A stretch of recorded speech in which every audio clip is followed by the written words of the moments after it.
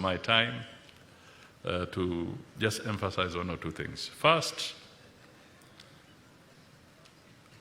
let us now not just look at the cooperative cohesion as a movement. Let us make it a way of life. Let us make the cooperative movement a way of life.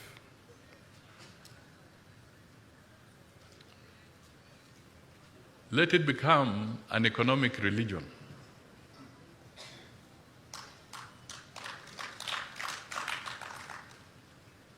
Let it become the mecca of our economy.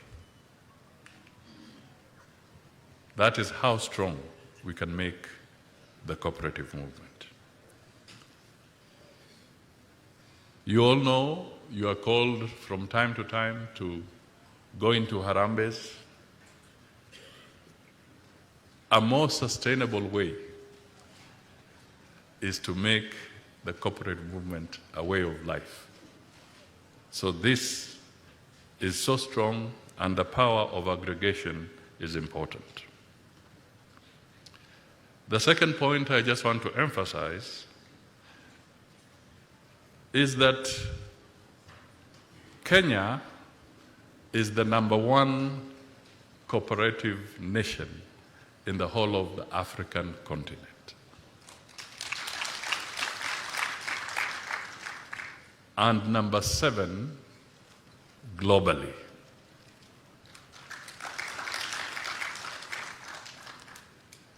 Savings are very fundamental to the growth of the economy. You've heard the statistics and the figures given by the minister about the muscle of the cooperative movement. We must continue to grow it, because without savings, a country will not grow. Savings are fundamental to that. Cooperative movements are homegrown. And when I stand here and I look right up to the end, it's amazing. There are over 10,000 people in this mega dome.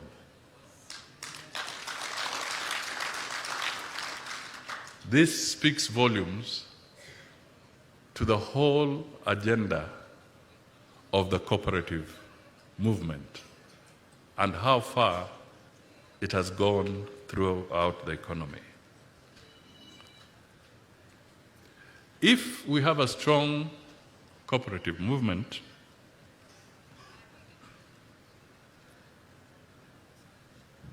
the resilience of our economy is strengthened, because even in a moment of political challenges, there shall be no capital flight. Hakuna mtu atatorosha pesa yake apeleke nje. That is how strong the Kenyan economy can come. Because sometimes foreign investment can be very shy.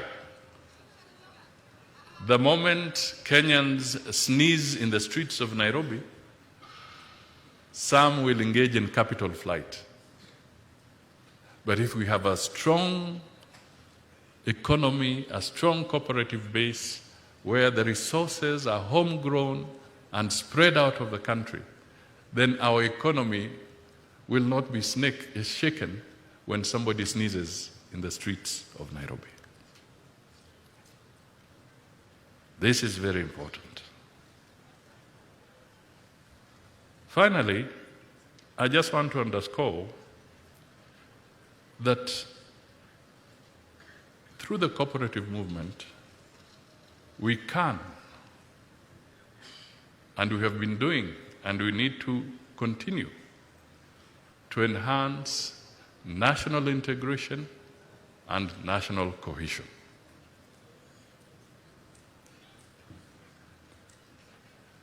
The way I see it and the way I know is that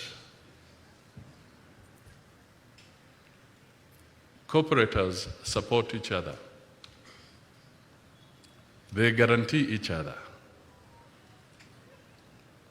within their respective movements. I don't think when you're supporting each other, when you are guaranteeing your fellow cooperator to access additional credit, I don't think tribe becomes an issue. What is important is whether the person is a member of your cooperative. Hapana ukabila.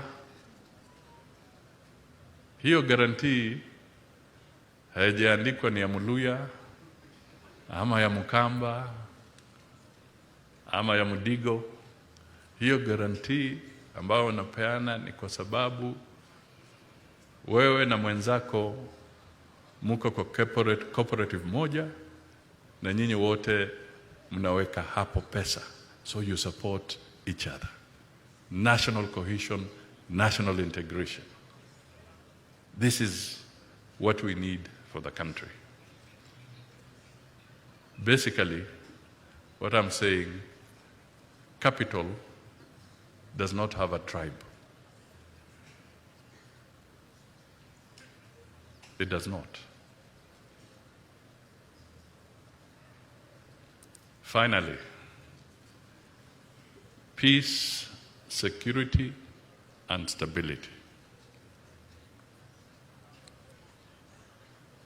For an economy to grow, we must uphold peace, we must maintain stability, we must have security for everybody and for our economic and social assets. We must follow and respect the constitution of that nation, and in this case we speak to the constitution of Kenya. We must be a law-abiding nation,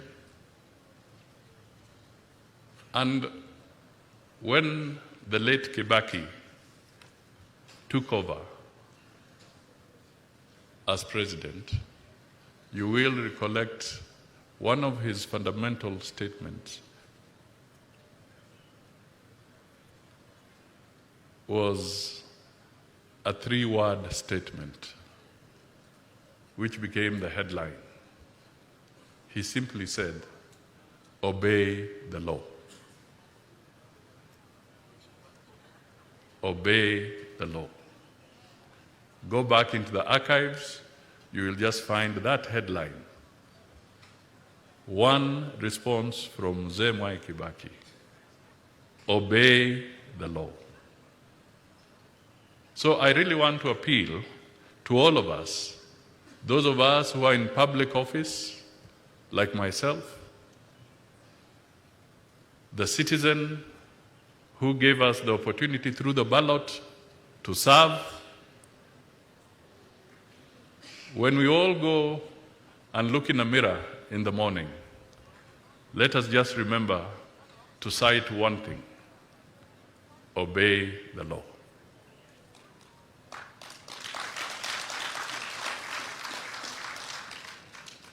That is a very humble appeal that I make. May I also say, I respect the resilience of the Meru Cooperative Society, because in the process of our expression publicly as enshrined in the Constitution to protest and to picket, the Constitution is also very clear under Article 37 that it should be peaceful,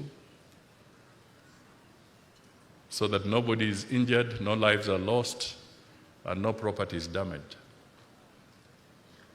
I know the Meru Cooperative Society suffered a serious hit in Meru because protesters decided they had an axe to grind with the government, but the Meru Cooperative Society became collateral damage.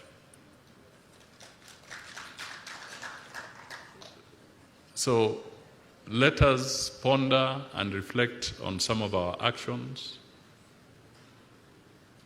as we also ask the security agencies not to injure citizens when they express their constitutional right.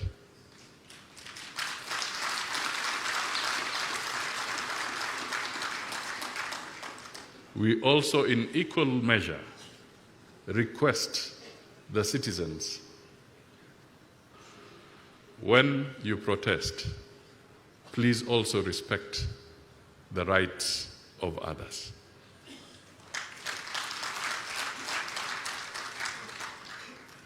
It is that kind of respect for each other that will make Kenya great, that is the hallmark of civilized nations, that is the hallmark of democratic societies. And my parting shot to all of you and to the Kenyans who are listening and watching is just to say that in 2010, through the ballot, the people of Kenya voted 70% to recognize and accept the new constitution of 2010. It was not just a resolution of parliament, it was a resolution through the ballot to entrench the constitution of Kenya. I want to appeal to everybody that let us not imagine that there would be a better arrangement other than that has been laid through the Constitution of Kenya.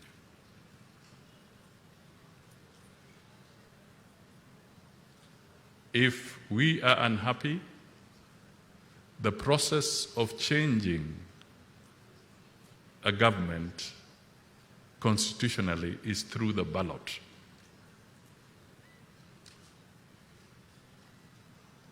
And since 1963, when we got independence, Kenya has always had its elections. We have never failed to have elections. And in 2027, we shall not fail. We shall make sure the country has elections now that the IBC is fully constituted.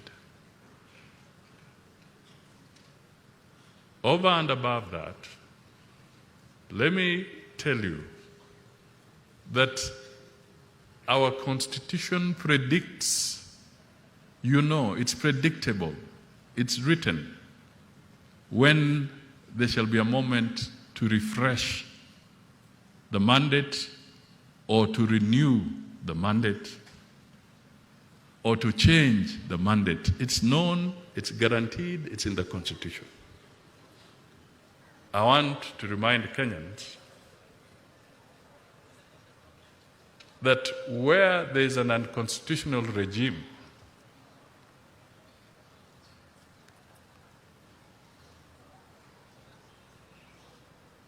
to be more precise, a military regime, you will never know when the next election is. Because unconstitutional regimes suspend constitutions. And then they rule by decree. And after we had our constitution, let us not allow a situation where anybody in Kenya rules by decree. It has to be constitutional. That is going to be our strength. That is what makes us who we are. That is what should define us as citizens. And I want to appeal to you, the resilience, the unity you bring to the cooperative movement. You as cooperators help us in educating the likes of Musalia Mudavadi to be more patriotic and nationalistic.